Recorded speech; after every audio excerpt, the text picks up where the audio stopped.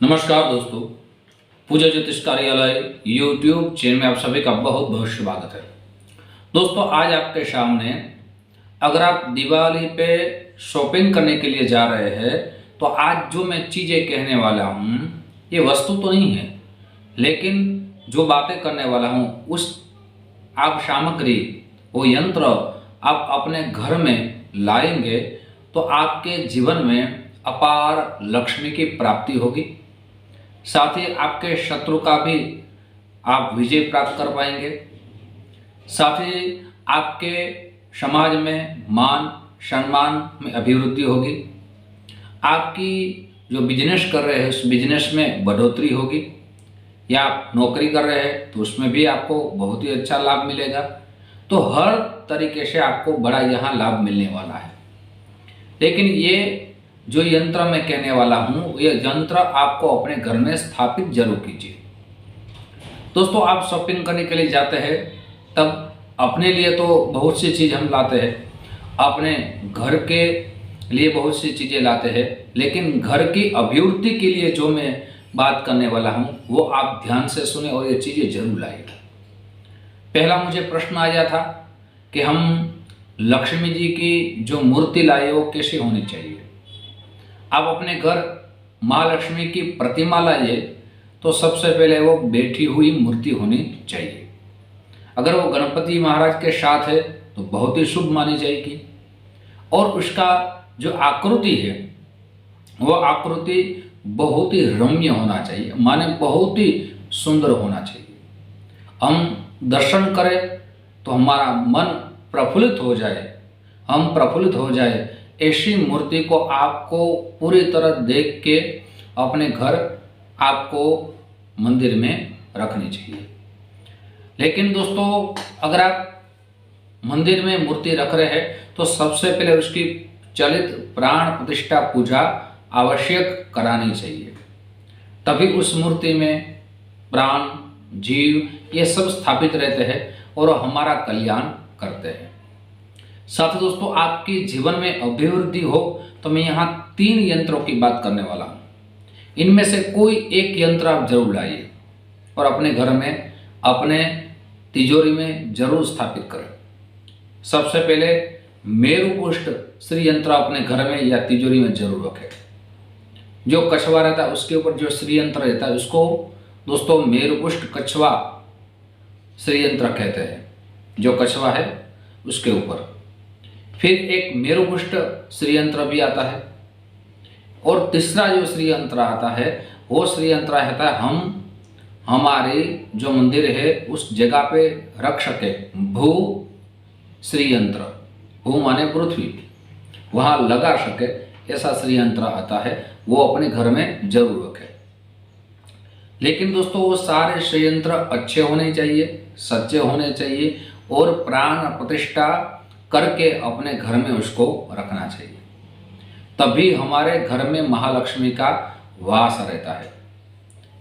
सिर्फ दिवाली के दिन ही हम श्री यंत्र की पूजा करें नहीं, प्रतिदिन उसको धूप दीप पुष्प आदि अर्पण हमें करने चाहिए। माँ को प्रिय भोग लगाना चाहिए। अगर उपासना करें तो माँ के सामने बैठ के श्री सूक्त का पाठ जरूर करें। अगर श्री सूक्त आपको नहीं आता है तो ओम महालक्ष्मी च विद्महे विष्णु पत्नी च धीमहि तन्नो लक्ष्मी प्रचोदयात्, इस मंत्र का प्रतिदिन जप करेंगे तो भी आपके घर में महालक्ष्मी का दोस्तों कृपा जरूर होगी। और श्री यंत्र के पास में शंकराचार्य महाराज ने कहा कि अगर कनक धारा यंत्र आता है वो रखेंगे तो आपके शत्रु होंगे उसका भी पराजय होगा, आपकी लक्ष्मी माँ की कृपा होगी और उस लक्ष्मी में अभिवृद्धि होगी। तो आप कनकधारा यंत्र माँ लक्ष्मी श्री यंत्र के पास जरूर रखें। साथ ही दोस्तों, दूसरा यंत्र आता है कुबेर यंत्र। जहाँ आपने श्री यंत्र स्थापित किया है वहाँ आप उसके पास कुबेर यंत्र भी जरूर रख पाएंगे। उसमें भी आप किसी प्रकार का बिजनेस कर रहे हैं उत्तम, उसमें भी आपका बिजनेस चलेगा, दौड़ेगा दोस्तों। तो दिवाली के दिन ये बातें जरूर ध्यान में रखें। अगर आप श्री यंत्र सुवर्ण का बना सके, आपकी शक्ति है तो जरूर बनाइए। आपकी शक्ति है तो रजत का आप श्री यंत्र बना सकते हैं। और दोस्तों प्राण प्रतिष्ठा पूजा करके अपने घर में रखें। जैसे हम दिवाली के दिन सिक्के जो लाते हैं, कोई सुवर्ण का लाता है, कोई रजत का लाता है, वैसे श्री यंत्र भी आप बना सकेंगे और अपने घर में स्थापित कर सकते हैं। साथ ही श्री यंत्र के साथ आप गोमती चक्र जरूर रखें। गोमती चक्र दोस्तों उसके बारे में मैंने वीडियो बनाया है, आप जरूर देखें कैसे रखना चाहिए, कैसे रखने चाहिए, उसकी पूजा के बारे में चर्चा की है, तो वो भी आप जरूर रख सकते हैं। साथ ही गोमती चक्र के दोस्तों हम हमारे घर में जो पूजा करते हैं, आपकी शक्ति है तो आप भगवान श्री कृष्ण की पूजा करते हैं तो एक बांसुरी जरूर बनाइए, भगवान के चरण में अर्पण करें या हाथों में दे। और रजत की हो तो उत्तम मानी जाएगी, स्वर्ण की उत्तम और मानी जाएगी। साथ ही आपकी शक्ति है तो भगवान के लिए जो आसन है वो चांदी का बना सकते हैं। ये नित्य पूजा की मैं बात कर रहा हूँ। श्री कृष्ण भगवान की आप पूजा कर रहे हैं तो आप जो प्रसाद अर्पण कर रहे हैं, वो जो कटोरी है वो रजत की हो तो उत्तम माना जाएगा या सुवर्ण की हो तो भी उत्तम माना जाएगा। साथ ही भगवान को बिठाने के लिए जो आप आसन दे रहे हैं, शास्त्र में लिखा है कि आपकी शक्ति है तो भगवान श्री कृष्ण की पूजा कर रहे हैं, अपनी कुलदेवी की पूजा कर रहे हैं, जिस देवता को आप मान रहे हैं उस देवता की आप पूजा कर रहे हैं, उसको सुवर्ण का आसन जरूर बिठाइए। आपकी शक्ति नहीं है तो रजत का बिठाइए। लेकिन दोस्तों आप जब भी दीपावली की शॉपिंग करने के लिए अपने चीज वस्तु लेकर जाइए, तब भगवान की चीज ये आप रखेंगे, लाएंगे तो आपके परिवार में सभी प्रकार की कामना जरूर पूर्ण होगी। दोस्तों ये भी देखा गया है कि भाग्य को बदलने के लिए हमारे जीवन में हमें अपना मंदिर जितना स्वच्छ रख सके, सुंदर रख सके, उत्तम रख सके, उतना हमारे परिवार में, हमारे घर में अभिवृद्धि रहती है। साथ ही दोस्तों अगर आप भगवान के जो पंचपात्र कहे गए हैं वो पीतल के आते हैं, तांबे के आते हैं, साथ ही रजत के बना सकते हैं, पूजा के लिए नित्य पूजा करते हैं, सुवर्ण के बना सकते हैं, वो भी आप नित्य पूजा में उपयोग करेंगे, उत्तम माना जाएगा। कई जगह ये भी मैंने देखा है कि जब भोजन बनाते हैं तो भोजन की जो थाली रहती है, कटोरी रहती है, ग्लास, ये सब कई जगह रजत के उत्तम माने गए हैं। दोपहर को हम भोजन बनाते हैं तो हमें भगवान को भोग अर्पित जरूर करना चाहिए। तो ये चीज़ें अपने घर में हम लाएंगे तो भगवान की कृपा हमारे ऊपर जरूर होगी।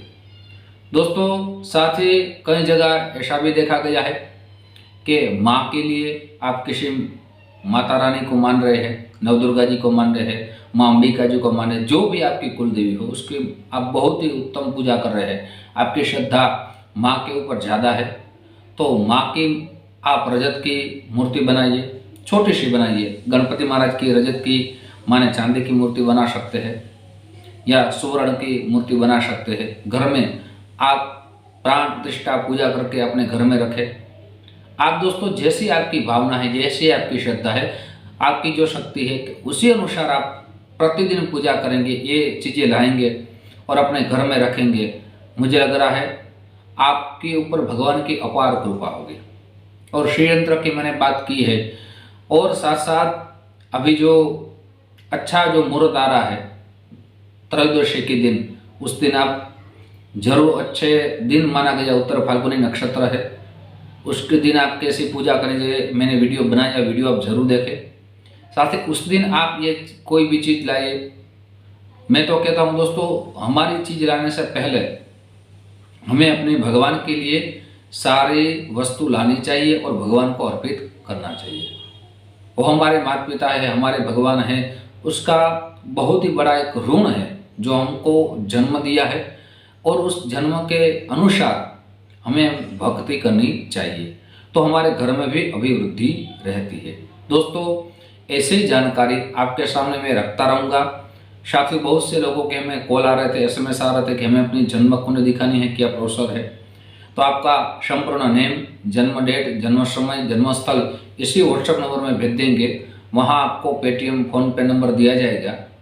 आप सुनिश्चित दक्षिणा भेज देंगे। आपकी कुंडली आपको भेजी जाएगी पीडीएफ फाइल करके, जिसमें शास्त्रोक्त उपाय होंगे, सरल उपाय होंगे, साथ ही कौन सा रत्न आपको धारण करना चाहिए, सब विस्तार उसमें लिखा होगा। साथ ही दोस्तों, वीडियो आपको पसंद आया हो तो जरूर लाइक का बटन दबाइए। ये वीडियो अपने दोस्तों में ज़्यादा से ज़्यादा शेयर कीजिए। साथ ही दोस्तों, सब्सक्राइब का बटन और घंटे का बटन जरूर दबाइए। मेरे सारे नए वीडियो की जानकारी सबसे पहले आपको प्राप्त हो। दोस्तों, यूट्यूब के माध्यम से फिर हमारी मुलाकात होगी। जय श्री कृष्ण महादेव।